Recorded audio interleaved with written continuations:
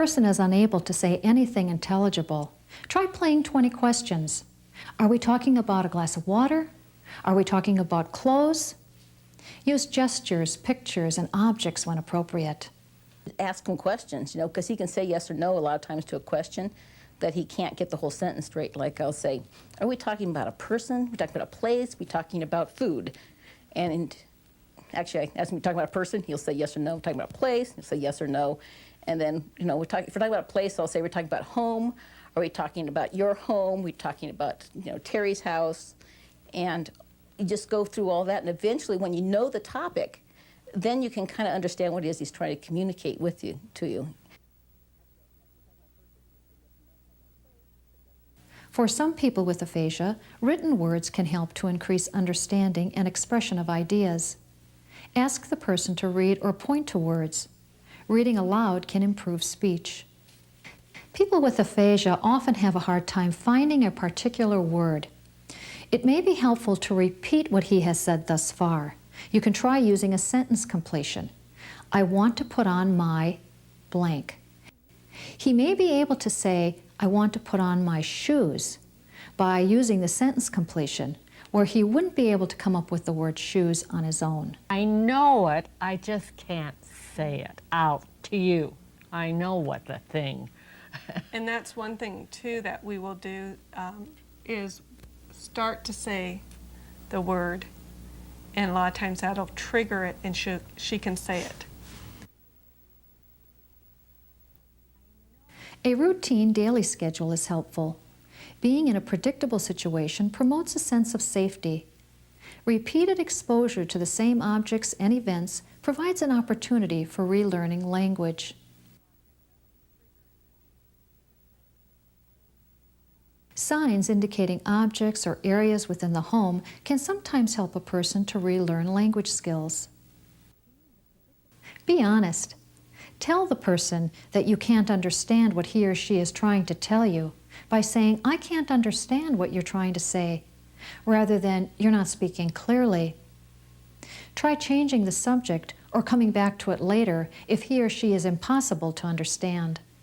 It can be very frustrating if your loved one or the person you're caring for is now starting to do a lot of swearing, especially if you never remember them doing that before. It almost seems uncontrolled to them, and in fact it is. They're not able to stop doing that. That occurs at a level in the brain that they just can't seem to stop it, and it's not anything that they are using appropriately, although sometimes it may feel that that's what they really wanted to say. Remember that they cannot control it. They will also be able to say one word one time, and then when you ask them to say it again, be totally unable to. And that again is the processing problem. We know it as apraxia, or just inability to program or voluntarily say what they want to say. It'll come out automatically one time, the next minute they cannot use it when they really want to use it. People with aphasia need time to understand what you are saying. It's important to be patient and allow them time to process the information and to find the words they want to say. One of the things that was hardest for us to learn, but was the most important thing to do with Mom, was let her finish what she's trying to say. Do not try to put words in her mouth. Do not try to finish the sentence for her. And that's what we have tried to do, because how are they ever going to learn to communicate again if you're always finishing every sentence for them or put everything into their mouth form and telling them what they're trying to say?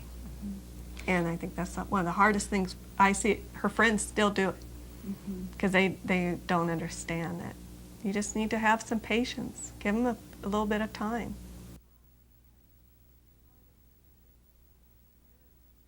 In normal conversations, we take turns. We are the speaker, and then quickly we become the listener. Sometimes caregivers anticipate the wants and needs of the person with aphasia, and the turn-taking becomes lopsided. The caregiver dominates the conversation. It is important that we continue an even exchange, even if the person's speech is difficult to understand.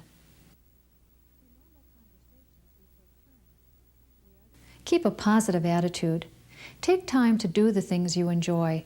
Setting aside time for yourself will help you to keep a positive attitude. Emotional ups and downs are to be expected when someone has had a stroke. Try not to take it personally. The one thing that they told us is that stroke patients will have emotional ups and downs, and they can hit really fast. 1 minute they can be laughing, next minute they can be crying, and that was really hard to see your mother, who I remember only one time in my life seeing her cry, and all of a sudden I see her bawling, just boom, and I would start crying, and it would be really hard, and I'd ask her, please don't cry. Now I know that's just part of her stroke. It has happened to her, and it's usually when she's really tired. And I just say, you know what? You need to go back to bed. You need to take a nap. And she does. She knows too now. Yep, I'm not handling life very well right now. I need to go back to bed. And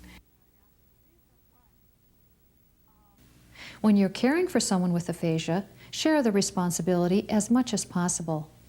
Don't be afraid to ask for help. Involve your family and friends in the process, or get outside help if necessary.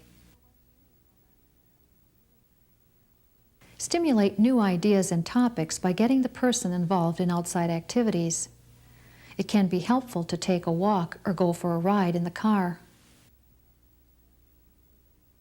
Stroke clubs offer support, encouragement, and education for families who are coping with aphasia. Talking with other people about your experiences and feelings can give you hope and restore your sense of balance. Adjusting to the changes caused by aphasia can be challenging for the person with aphasia and for family members. Finding new ways to communicate and making the effort to communicate is an important part of the healing process. The techniques presented in this video have helped many families improve communication as loved ones work to recover speech and language skills.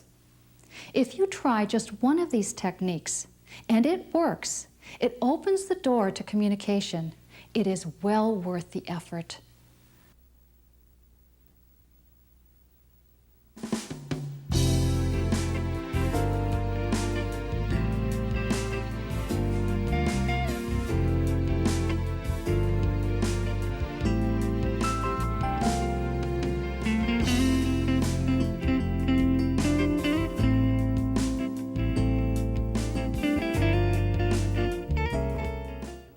I just go over and say, honey, we gotta be cool. And I try to, in situations like that. You do. This one is to purse your lips and your throat and throw a kiss. So close. there are times we joke around and we tell her, do you ever shut up? Do you ever stop talking? Because it seems like there are times driving down the road all the way in town, all the way back, that's all she does is talk. You mean you don't understand me when I'm telling you how funny it is? Not always. Oh, shucks. I know you did.